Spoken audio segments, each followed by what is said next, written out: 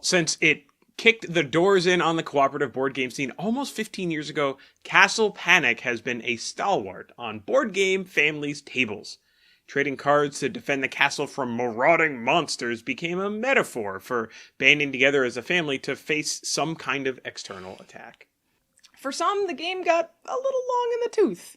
It's a seemingly endless line of attacking monsters, bag draw after bag draw. Fireside Games mitigated some of that with expansions like The Wizard's Tower and Engines of War.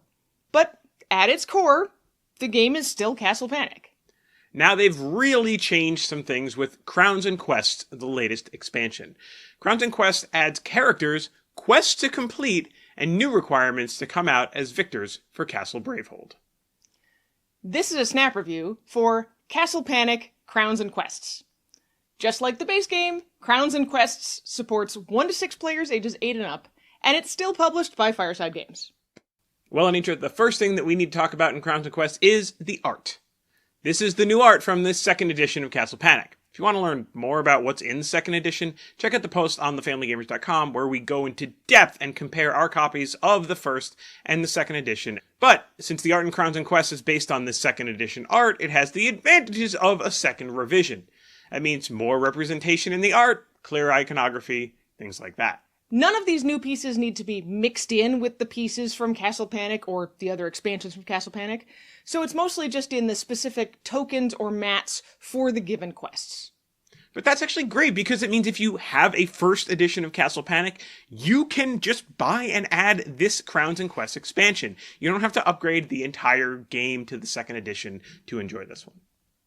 So let's talk about the mechanics and how we play Crowns and Quests. So if you're playing Crowns and Quests, you're going to start by dealing a numbered token from 1 to 6 and 2 character cards to each player. Each player picks one of these to keep. In Crowns and Quests, everyone plays as a different character on one of the central towers, represented by those 1 through 6 tokens. Then all the players together will choose a standard quest and an endgame quest. Each quest has its own setup rules on its specific quest card. These quests have players doing all sorts of different things. You might need to destroy specific numbers of monsters or artifacts. You might need to commit specific cards to build something, which is kind of like discarding cards. Or maybe you'll need to send an ambassador to negotiate with the monsters or something like that. I love that idea. Some quests will affect characters and keep them from using their special abilities.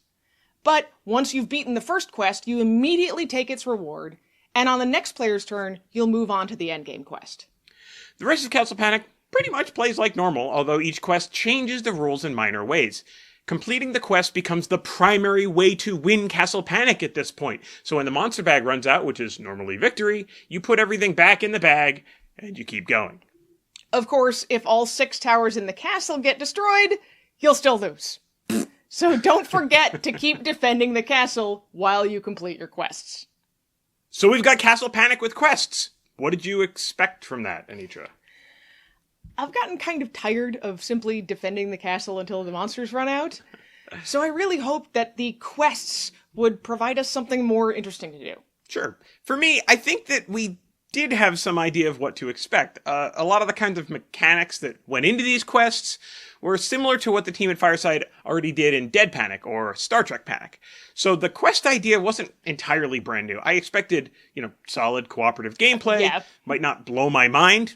It's Castle Panic. But it also wouldn't be a dud. Even if sometimes, like the base game, getting to completion could feel a little bit like a slog. So let's talk about some surprises then. So for me, the biggest surprise was how much the quests actually changed the game without changing the game. I don't know if that makes sense, but in Crowns and Quests, the quests are the primary way you win, so every turn was quest first, and also, maybe if you can beat off the monsters, do that. Obviously, you can't completely ignore them, you do have to defend your tower, but I do think it flipped the mechanics of how you think when you play this game. Mm-hmm. And because there's 18 quests, 11 standard and 7 endgame quests, there is a lot of variety, too. Castle Panic, like you mentioned, can sometimes feel a little bit samey.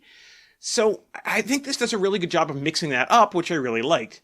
Honestly, I think that Crowns and Quests is probably the best and most important expansion Fireside has released for this game. I agree. You're still obviously playing Castle Panic, but now you have other strategic concerns with the quest. even when our quest was just defeat 20 damage points of monsters, that changed where we focused our efforts. We didn't want to whittle down a nice 3-point troll just to have it end up being killed by a boulder or something else where it wouldn't count for us. I was also pleasantly surprised that we were sometimes able to finish both quests before running out of monsters and needing to refill the bag. The right combination of quests and players can actually let the game be shorter. So, Andrew, do we recommend the Crowns and Quests expansion? I mean, in a word, absolutely.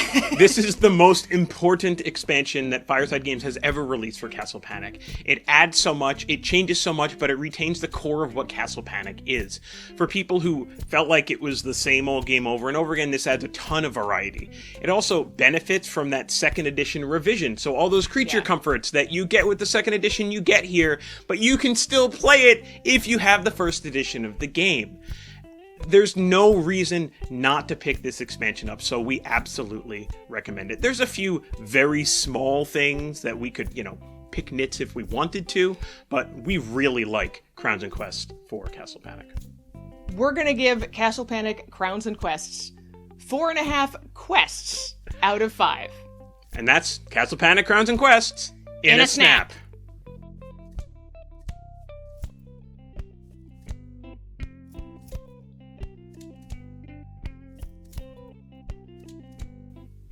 That went okay. Really well.